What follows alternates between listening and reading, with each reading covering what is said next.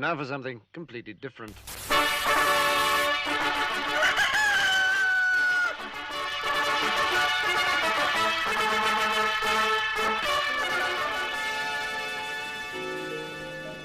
"1955 was a very weird year for the world.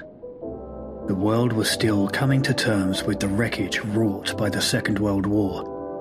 Large parts of our civilization had been laid waste, and the process of rebuilding had only just begun. The scale of the violence of the war years had left us with a collective trauma, a sense of vertigo as we examined the ruins we inflicted on each other and what it meant to be human in the wake of such inhumanity.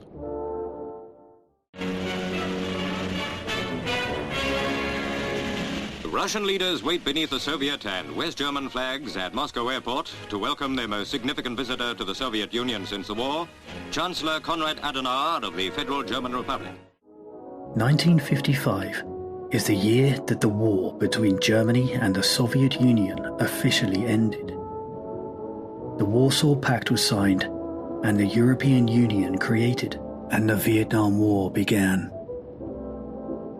In the face of so much political upheaval, the international currency became information, intelligence. Grand networks of spies and intelligence officers spanned the world, all of them in pursuit of information that might give one nation some small advantage over the others, as the power structures were reshuffled and former allies became enemies. Brothers, sisters, comrades and friends, everything you're about to hear is public record. Welcome to Bat Country. In 1955, MKUltra, the CIA's secret program of human experimentation in the search for drugs that could be used in interrogations, was already 2 years old.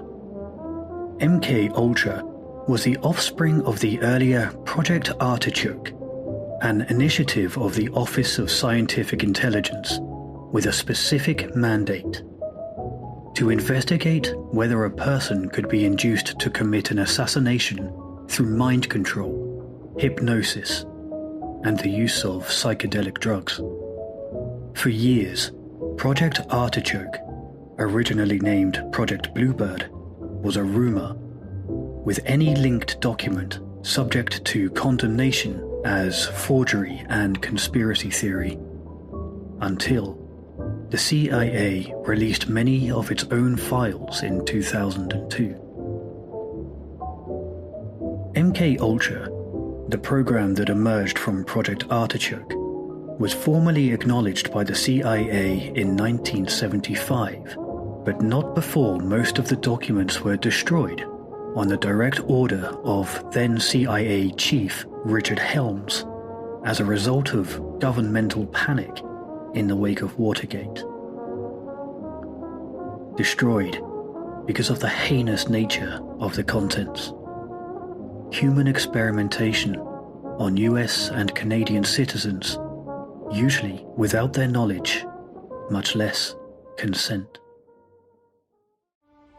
I was given a glass of Kool-Aid, and so were the other children.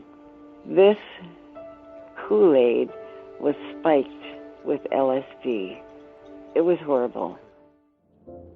Widespread human experimentation began in the war years, most extensively by German doctors in the service of National Socialist science, and Japanese doctors testing biological weapons on Chinese civilians. The Germans saw some justice at the Nuremberg doctors' trials in 1947, but in Asia, the experimentation continued, with the Chinese, previously victims, now turning these techniques against American POWs during the Korean War. MKUltra was America's response. In recognizing a communist, physical appearance counts for nothing. Systemic anti-communist paranoia at the top levels of the CIA led them to conduct the kind of widespread human experimentation that only mirrored the worst behavior of its enemies, and all in search of one thing: truth.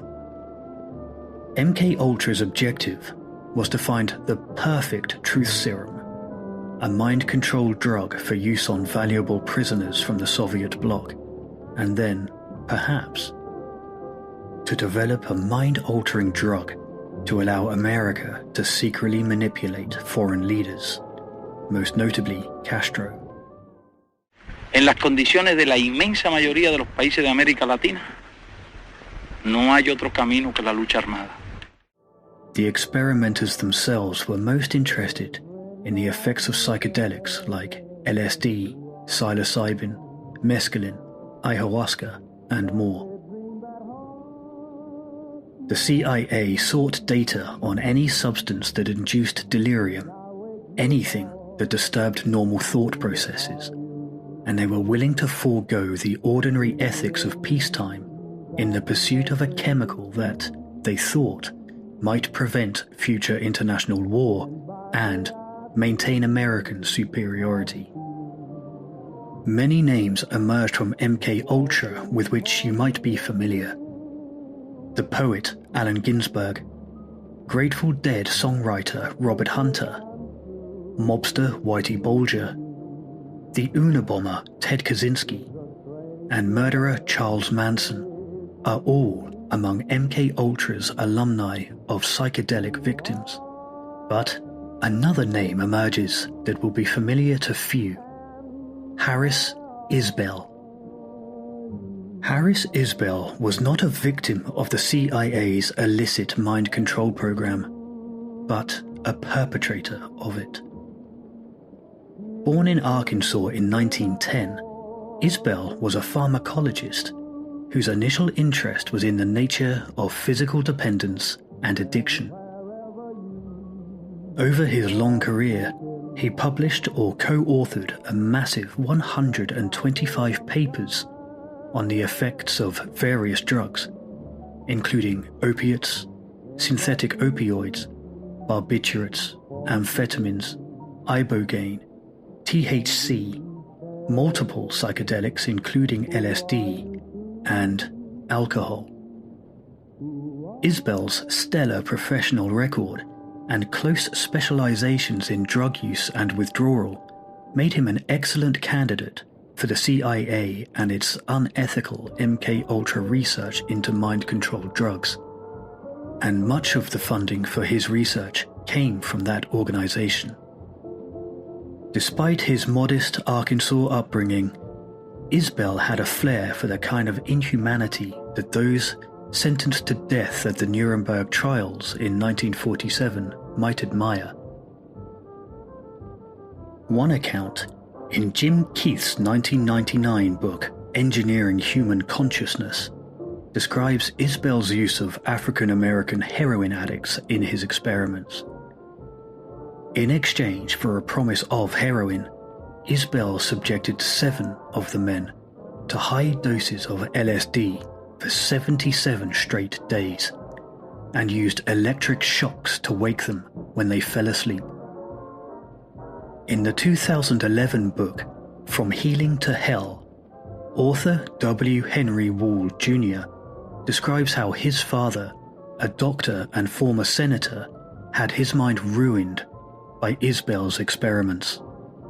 Wall's father had become addicted to Demerol after a dental procedure, and it ultimately landed him in the Lexington, Kentucky Center for Drug Addiction, known even then by the nickname Narco, according to first-hand accounts. There, he came under the dubious care of Dr. Harris Isbell, and was subjected to a barrage of drug experiments. In that book, Wall writes, "My father had been kept on in Lexington beyond the usual cure period. The additional time was to allow Isbell to observe and record his behavior following the drug assault. Even when he was finally sent home, Having received no treatment of any sort for his drug dependence, Isbell made no provision whatever for psychiatric or medical follow-up. I found it heinous beyond belief that this violated man, still prey to paranoid flashbacks, was simply turned loose to his bewildered family and whatever fate might overtake him. The sudden onset of Daddy's terror of being driven insane and of mental derangement persisted as paranoia for years after his release. Given his interest in altered states of mind, in 1955, Isbell turned his attention to one of the most poorly understood states of delirium yet known: delirium tremens.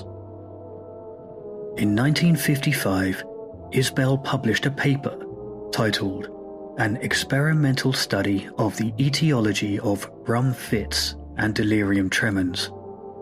Its contents are shocking even today.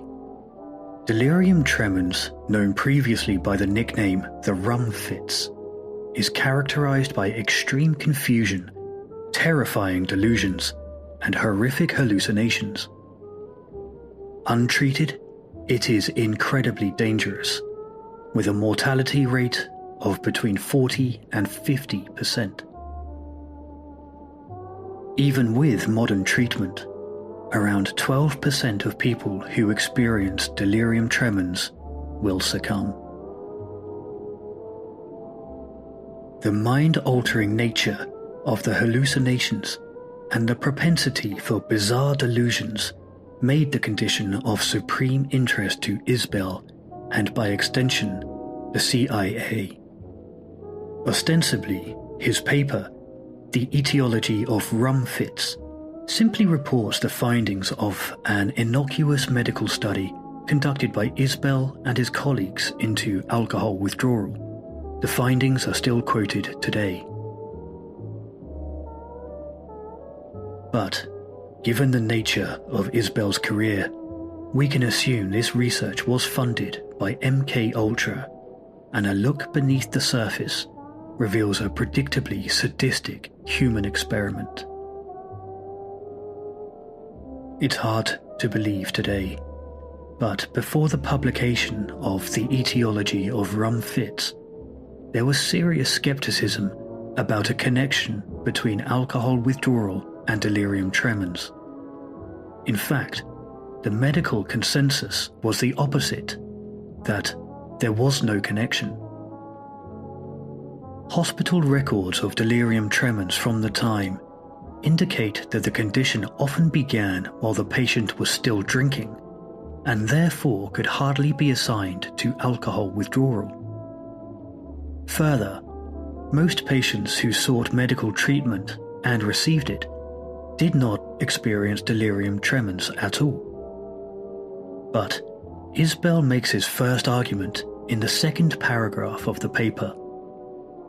Those patients who sought treatment were often treated with paraldehyde, a central nervous system depressant used to control convulsions, which may be the equivalent to continuing to give alcohol. In an effort to prove his suspicion that there was a connection between alcohol withdrawal and delirium tremens, and more likely, to give himself and the CIA the opportunity to study if anything useful can be learned from the altered mind state, Isbell devised a cruel and agonizing test. He brought together a group of 10 volunteers for an experiment.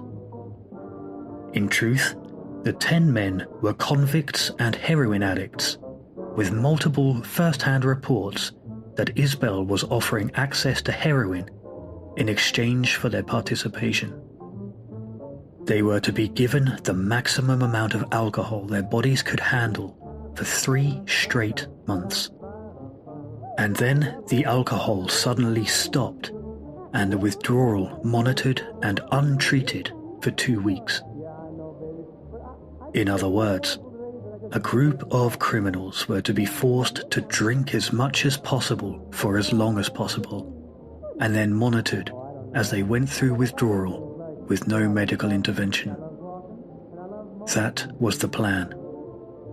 It is, to date, the only known experiment into delirium tremens in live patients.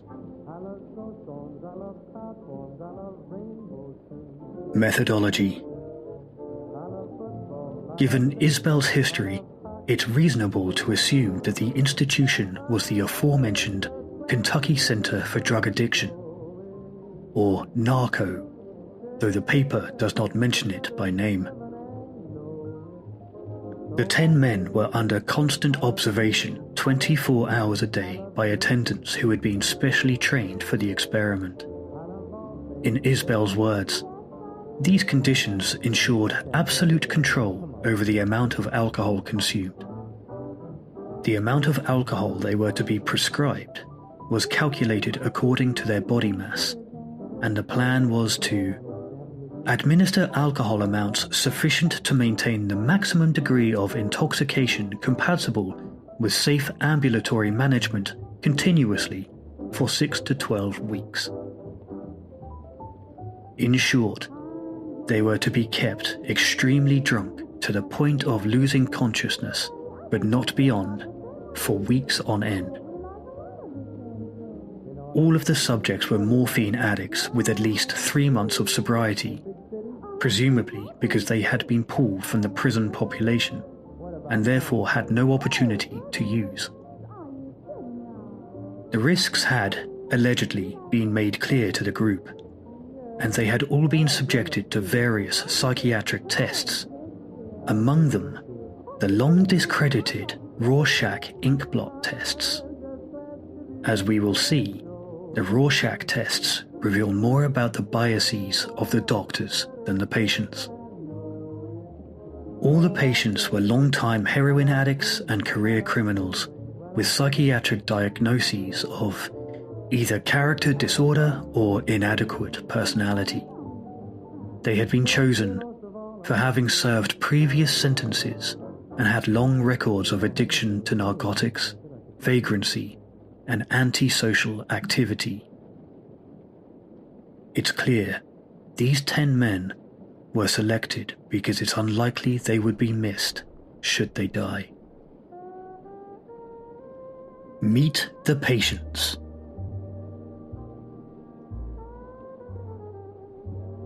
Red was 40 and quit alcohol at the age of 24 after becoming addicted to heroin. His profile describes him as arrogant, boastful, and regularly incited the other patients to cause trouble. His IQ was recorded at 113, and his Rorschach test indicated a character disorder and homosexual tendencies. One wonders how that conclusion was deduced from a Rorschach test. Maurice, 33, had no history of alcoholism, but had been a heroin addict for 3 years. He had an IQ of 92, and his Rorschach test indicated considerable guilt, anxiety, and, somehow, sexual sadism. Again, it seems like the doctors were projecting their own preconceptions of the patients onto the patients. Bob was 34 and a heroin addict for 5 years, and had a history of alcoholism. A shy and retiring man, his IQ was 90, and his Rorschach test indicated passivity and confusion over his sexual identity. Tom was 45, the oldest of the group, and a heroin addict for 26 years. When not taking heroin, he drank heavily. At times, he was hyperactive and joyful, other times depressed. His IQ was 96, and his Rorschach test indicated depression, but was otherwise typical. Al was 29 and addicted to heroin for 8 years. He had no history of alcoholism. His IQ was 93, and his Rorschach test hinted at a character disorder with narcissism. Jack was 30 and had been an addict for 12 years with no history of alcoholism. His addiction had caused him to lose the business he had inherited from his father. He had an IQ of 102, and his Rorschach test indicated little capacity for inner living, as well as feelings of inferiority and anxiety. Charlie was 34 and an addict for 17 years with periods of alcoholism. Charlie was friendly, willing to be the butt of other patients' jokes, but was given to occasional fits of anger. His IQ was 98, and his Rorschach test indicated an emotionally infantile individual. Junior was 26 and the youngest of the group. He was funny and agreeable, with no history of alcoholism. His IQ was 96, and his Rorschach test indicated poor emotional adaptation. Slim was 43 and had been addicted to heroin since the age of 16. He had previously experienced delirium tremens. He was quiet but hostile to authority. His IQ was 118, and his Rorschach test was characterized by evasive responses and non-committal answers. And finally, Tony was 35 and an addict for 8 years. He was the oldest of 9 siblings and married. He was pleasant and affable, though a little shy. His IQ was 126, and his Rorschach test was also characterized by evasive and non-committal answers.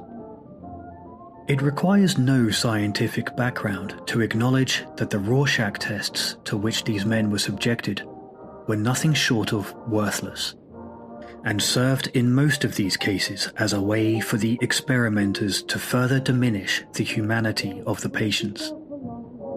One suspects they may have been included as a gesture towards scientific credibility, but there is no insight contained within those results that could not have been drawn more accurately by a simple conversation. For instance, the diagnosis of Red's homosexual tendencies could not possibly have been deduced from a Rorschach test. It just happens that Red was openly and identifiably gay. Maurice had been aggressive to one of the doctors, and that entered his record via the Rorschach test as a tendency for sexual sadism.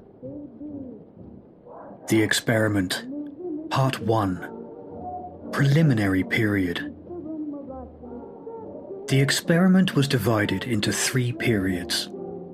A preliminary period for control, a period of chronic intoxication lasting up to 12 weeks, and then a final period of sudden abstinence and withdrawal. Afterwards, the subjects would continue to be monitored for a 3-month recovery period while the paper was being written up. The experiment began with a barrage of physiological and psychiatric tests. The men were moved to a secure ward with no outdoor access and were first tested to make sure they were sober. The men were examined physically, subjected to röntgenograms and electroencephalograms, and their blood drawn. The laboratory determined their red and white blood cell counts, urinalysis, blood sugars, non-protein nitrogen, serum sodium, potassium and uric acid, serum bilirubin, serum electrophoretic patterns, cephalin flocculation, thymal turbidity, and a number of others that sound equally outdated to a modern ear. Their temperatures were taken rectally, and their pulse and respiratory rates, systolic and diastolic blood pressures, and general behavior were all regularly noted. The report notes that, in general, before the experiment began, the subjects were cooperative, clean, and neat. They assisted with tasks around the closed ward and joked with the staff that they should start drinking as soon as possible.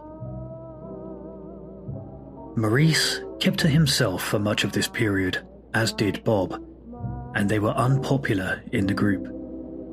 Jack and Al were also quiet, but mingled better and played cards together.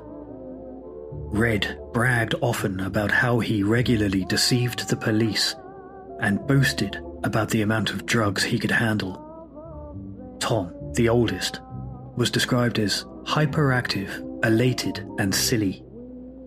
Charlie became the clown of the group. Junior, the youngest of the group, and Tony became friends and spent much of the time laughing and joking with each other and indulging in horseplay of various sorts. Slim was quiet and took on the role of keeping the ward clean. All the pieces were in place. It was time for the experiment to begin. The experiment, Part 2. Period of chronic intoxication. The amount of alcohol administered to each of the subjects varied according to body mass, but in general, each was initially given a half shot of 95% ethyl alcohol, essentially pure alcohol, every 2 hours between 6 a.m. and midnight. They were administered by an assistant, and the subject would be given a chaser of water or fruit juice if they thought they were going to vomit. At midnight, and again at 3 a.m., the subjects were given a triple shot of ethyl alcohol to allow them time to sleep without sobering up. The goal was to bring the subjects up to a constant state of drunkenness. In modern terms, the subjects were to maintain a blood alcohol level of around 0.25, more than 4 times the legal driving limit in most jurisdictions.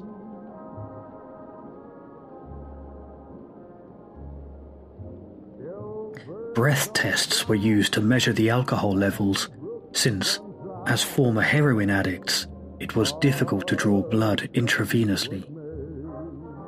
To achieve this state of drunkenness, the size and regularity of the shots were increased over a period of 5 days. If vomiting occurred, the amount would be reduced, but the regularity increased. Should the subject want more alcohol than prescribed, it seems to have been available, and one gets the sense from the medical report that, in practice, the subjects may have been encouraged to drink far beyond the scope of the experiment. The same psychiatric and psychological tests had been planned to continue through the period of chronic intoxication, but, in Isbell's words, this proved to be impossible because of the patient's confusion and inability to cooperate. In other words, they were too drunk for the Rorschach test. In fact, all the patients exceeded the amount that was considered the average amount of alcohol that can be metabolized in a day, and 4 of them regularly attained a level that was regarded as the maximum intake possible. For example, Al, at just 76 kilograms in body weight, drank an average of 475 milliliters of 95% ethyl alcohol for 79 days straight. To put that in perspective, it would be like drinking somewhere between a quart or a liter and a half gallon or a handle of vodka every day. At the start of the experiment, half of the subjects complained to the medical staff that they were not receiving enough alcohol and were drinking an amount that only made them feel sick. As the doses increased and results began to come in, that attitude would change. Maurice, our 33-year-old with perhaps the shortest period of heroin addiction, 3 years, and no history of alcohol, became, in Isbell's opinion, very noisy, boisterous, and obnoxious. He withdrew from the experiment after 6 days of drinking. Red, identified as having homosexual tendencies by the Rorschach test, would boast loudly about sexual activities deemed abnormal by the examiners. He was irritable and difficult to manage. He also withdrew from the experiment after only 16 days. Bob, on the other hand, was generally quiet and never belligerent. However, he would often refuse drinks and complain about the drinking schedule, and left on the same day as Red. One wonders if, given the note on his record that he would lead others to trouble, Red might have influenced that decision in an attempt to stir up rebellion among the subjects. Tom, previously noted for his elation and hyperactivity, became extremely depressed, to the point that his role in the experiment had to be ended after 34 days of drinking. Charlie, marked out as being emotionally infantile, became extremely boisterous and somehow gained an enormous amount of weight. But after 60 days of hard drinking, that changed, and he would often be semi-comatose in bed throughout the day. He showed marked tremors in the mornings, despite the high volumes of alcohol he was still consuming. He lasted 78 days. Jack was angry and wanted to fight. He also gained weight, and his personal hygiene declined rapidly. 43 days into the experiment, Jack developed debilitating hiccups, and his alcohol intake was reduced by half to relieve them. After 12 hours on this reduced schedule, he also began to show physical trembling, despite drinking nearly the equivalent of a fifth of vodka through the day. That night, Jack complained of terrible nightmares in which groups of people came in through the window and walked all over his bed, and he fought with them. The hiccups stopped. He resumed drinking, and alcohol was discontinued after 79 days. As we previously noted, Al drank a huge amount of alcohol, and yet he rarely seemed heavily intoxicated. As a result, his behavior during the experiment was generally well controlled. His alcohol was stopped after 87 days of drinking.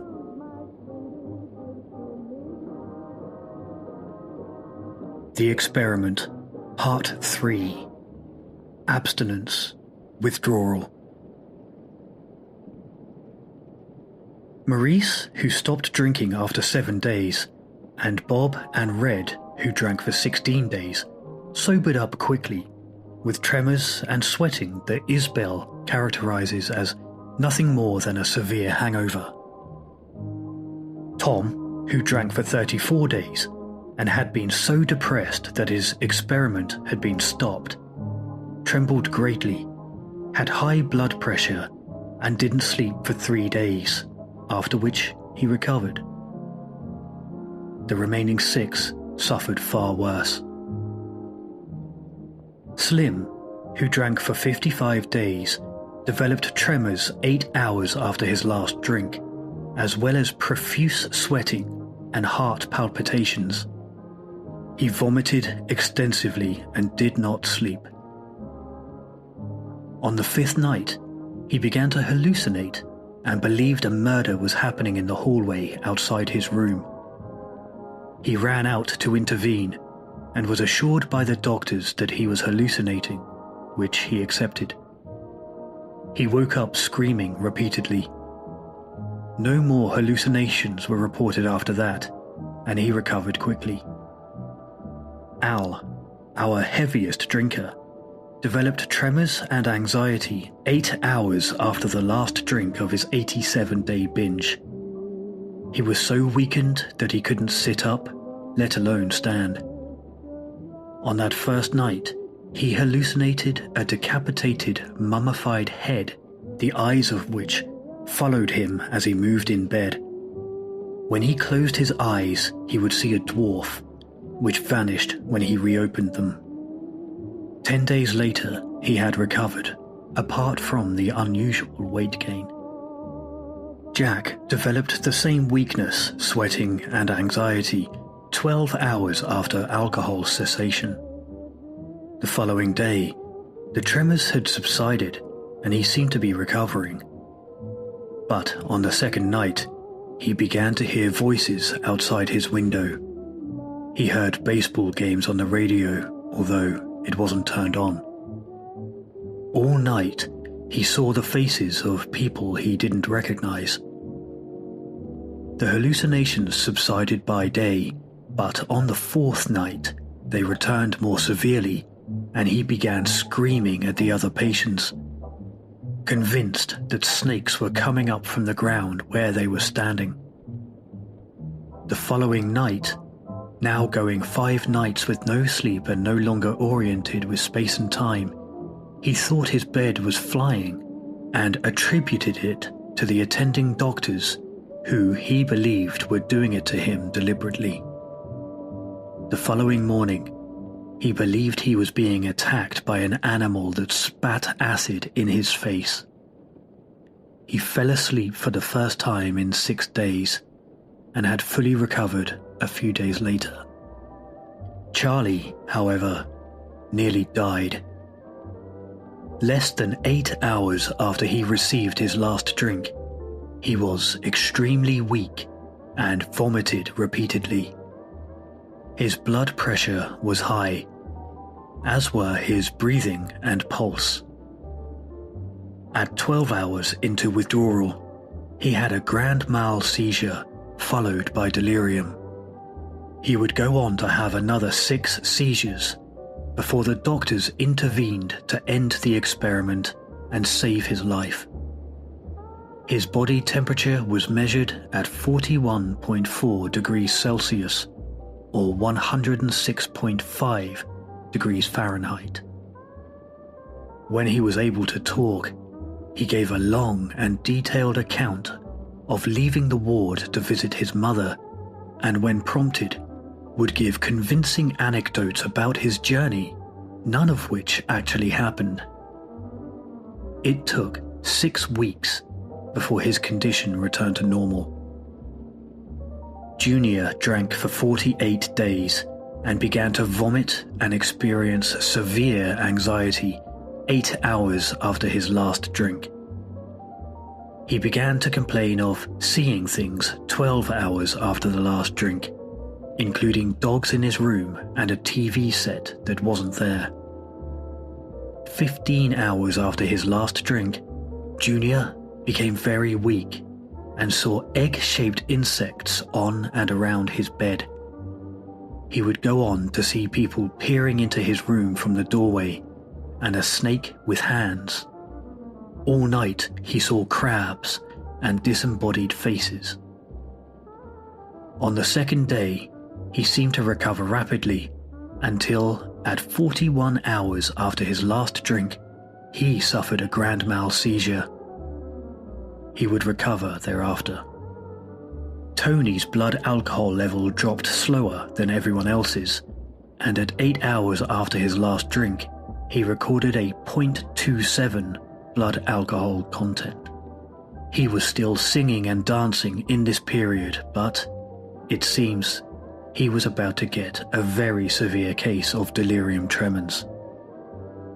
Just 16 hours after his last drink, Tony began to be very disoriented, weak, and nauseous. He got no sleep on the first night and hallucinated throughout it, and had tremors, sweating, and diarrhea. He constantly heard phones ringing and was unable to sleep at all. On the third day, his hallucinations became incredibly vivid. He believed a Sicilian gang was trying to kill him with a gun that could shoot around corners. He believed he was being stabbed and was constantly fighting off attackers. For the next 3 days, Tony continued in this manner, unable to give the time or his location, and continually fighting off attackers. His hallucinations were sometimes sexual in nature, and he often believed people were insulting his sexuality. By the 6th day, his delirium had still not subsided, and he had begun fighting the assistants on the ward, believing them to be gang members sent to assassinate him. As his body temperature began to rise like Charlie's, and his life became endangered, he was finally sedated. When he woke the next day, most of the delirium tremens had subsided. 2 weeks later, he appeared to be normal. After 3 pointlessly traumatic months, the experiment came to an end. Findings. Although the sample was mercifully small, with only 10 subjects, there were some revealing insights into delirium tremens. Needless to say, the experiment confirmed beyond question that delirium tremens and convulsions were a manifestation of sudden alcohol withdrawal, contrary to the scientific consensus of the time. Of the 6 patients who drank for 48 days or more, all experienced some severe form of withdrawal, despite very few of them having been alcoholics in the past. All had tremors, weakness, excessive sweating, nausea, vomiting, diarrhea, high temperatures, high blood pressure, and debilitating insomnia. 5 experienced delirium tremens with hallucinations, disorientation, and delusions. 2 of them had serious convulsions and seizures, and a third required intervention to prevent a seizure. By this estimation, the consequences of withdrawing from alcohol are more severe than those of withdrawing from barbiturates. It was noted that tremors might manifest in hours after the last drink, and may already fade away when hallucinations begin, somewhere around 2 or 3 days after the last drink. Isbell concludes that the amount of alcohol and time spent drinking required to initiate delirium tremens varies from person to person. He speculates that it would require drinking between 770 to 950 milliliters of 100 proof whiskey for 48 days or more to induce a withdrawal serious enough to progress to delirium tremens. But there's another finding in this experiment which is overlooked even to this day. Isbell states, "The evidence that delirium tremens and rum fits may occur while individuals are still consuming considerable amounts of alcohol is formidable and cannot be disregarded." This has implications in the modern treatment of alcohol use disorder. Isbell is telling us that it is possible to begin to experience alcohol withdrawal symptoms even while you are still drinking. An insight borne out by anecdotal evidence from alcoholics today. In his words, if an alcoholic has been consuming a quart of whiskey daily and has kept his intake spread throughout 24 hours, he would be expected to have a high blood alcohol level and to be quite drunk.